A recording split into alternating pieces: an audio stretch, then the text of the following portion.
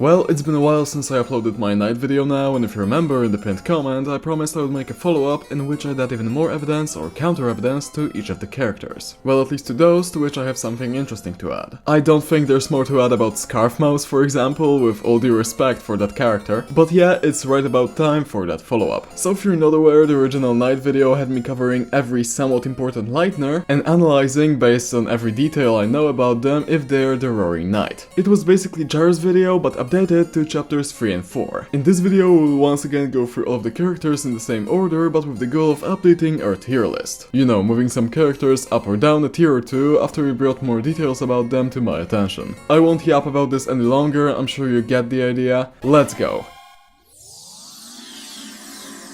Okay, the first character I wanna talk about is actually Noelle Holiday. I immediately put her on one of the lowest tiers. She didn't seem like a likely candidate to me at all, as she was in the Dark World with us and didn't seem sus at all. But to my surprise, some people actually criticized me for that, and I found some interesting evidence that it might be her. Also, he told me about some stuff which is pretty cool. Obviously, all of the Holiday family stuff applies to her, so snowflakes, snowy area, and antlers. But when we get to evidence pointing directly to her, it gets really interesting. Her head is in a diamond shape in the Sword Route minigames, exactly like the Knight's head is normally. Her scream is similar to a sound the Knight makes, and there's this weird parallel of her being crucified in chapter 2 and the Knight having holes in their hands. Her eyes during the Snowgrave spell also became fully white, like the Knight's are. Well, at least in some sprites it serves as eyes, I suppose. It looks more like a mouth to me. Regardless, this brings us to the main point of this theory, that the weird route is actually about us manipulating the Roaring Knight, which is the only way to break the prophecy. But I don't know, I don't really buy that. Those stuff I mentioned could very well be coincidences or not deliberate design choices, it's really nothing solid. And I don't think telling Noelle that the Dark Words are real would be such a major point of the route if she was the Knight and already knew what they were. I mean, come on. It's pretty obvious she doesn't know what the Dark Words are, and she was definitely sure it was a dream. You can't convince me that she's been acting in every Noelle and Chris only scenes after the chapter 2 adventure. That just doesn't make any sense and would destroy the route instead of giving it purpose. Unless she's being corrupted or something, but it's not suggested in any way. She's also often compared to an angel. She's different from the Knight in the prophecy, she's probably one of the heroes, or at least the girl, which could be supported by this dialogue, and I am very confident she has a different purpose in this story. You can disagree with me, but I personally think Noelle should stay at the tier she's at. However, considering some people believe it's actually her, and there are some small stuff that could support that, paired with the whole Holiday family stuff, I can't put her on C, I guess. If you don't remember, is the tier that's basically like, yeah, that won't happen, but there's like 1% chance it will. Next up, we've got ASRIEL. I was pretty sure the most outrage after that video would come from Death Knight believers. I was actually wrong. There was definitely more of that from ASRIEL Knight folks. So let's talk about that possibility again. ASRIEL is definitely an artist, which could go in pair with the fact that he creates dark fountains. Although I don't know if Toby meant anything more by that than making a reference to Undertale and its fandom. The dialogue that Rudy tells us about Azzy and Chris wanting to make an angel but wasting time making two big wings could fit the Titan's description very well. He would fit Susie's analysis too. I think he's the only character next to Rudy who would. You know, he has connections to the police via his dad, he definitely knows Carol, and we know he was or still is very religious. Also, apparently the main antagonist of Mother 3 is the main character's brother, which could fit the fact that this game heavily influenced Deltarune. Also in that game there is a very similar shape to that one night attack, and it's apparently a star, not a snowflake. If that's true, then that's another argument for Azzy. I'm not gonna lie, ASRIEL Knight has a ton of shit supporting it, but there was one counter-argument I got heavily criticized for bringing up, specifically the fact that he was already a main boss in Undertale. To many people that fact doesn't matter, and they don't see anything contradictory with Toby making him the main antagonist of both games. I guess that is fair, and I understand the response. But you know, ASRIEL is like very important to Undertale. The whole plot revolves around him. Would Toby make the same thing twice? Maybe. I'm definitely not denying it at this point, but I still think the theory would be way stronger if he wasn't already the main boss in both the pacifist and neutral route. But alright, I'll succumb to the peer pressure and put him in S. Honestly, I agree, he's very likely to turn out as the Knight, and I believe that theory before I switched to Carol, then Rudy. Alright, Bratty. I apparently missed one detail. When you interact with her house, there are scratching noises coming from there. I think I showed that in the editing, but didn't talk about it. I can't remember. Anyways, that is important because Des, well, she's stuck in the game's code hears scratching noises. Honestly, I think it's just Toby's reference, like it's a joke referencing that. I doubt BRATTY is the one that kidnapped Des,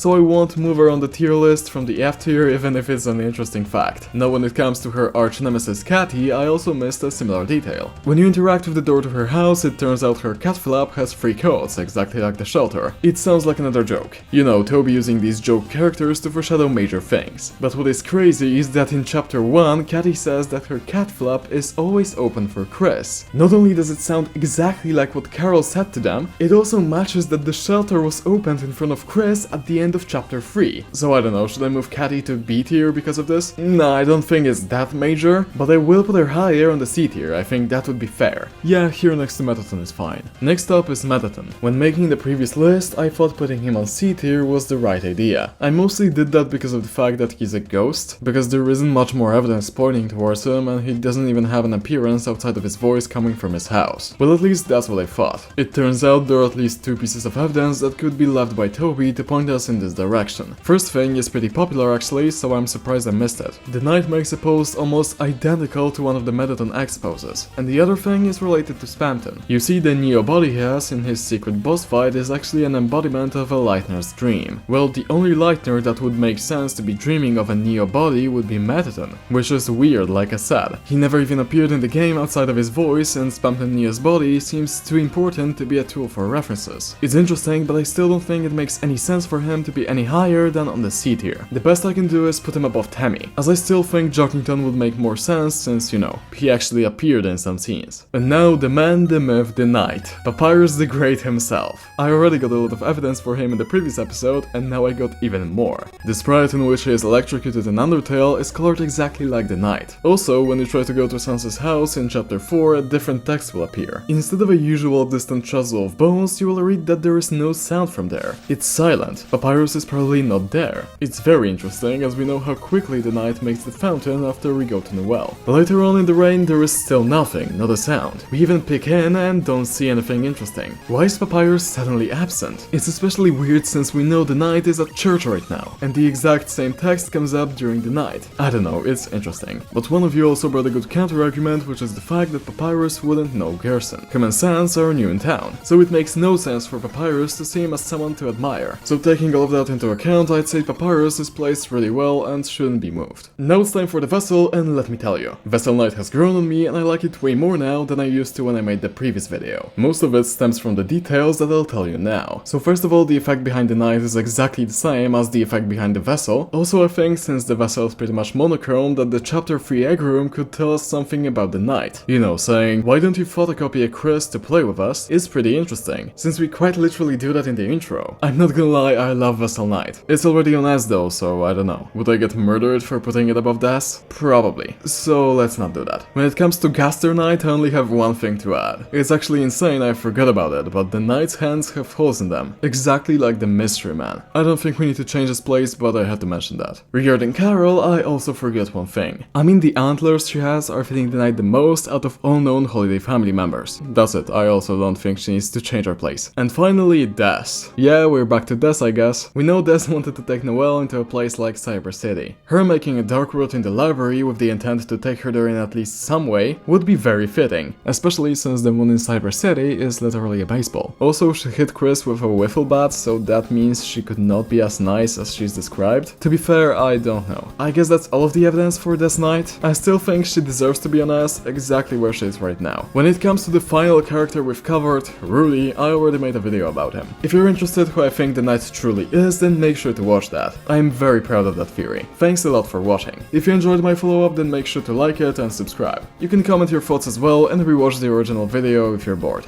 Until the next one, and 12:25 12:20 12:20 12:20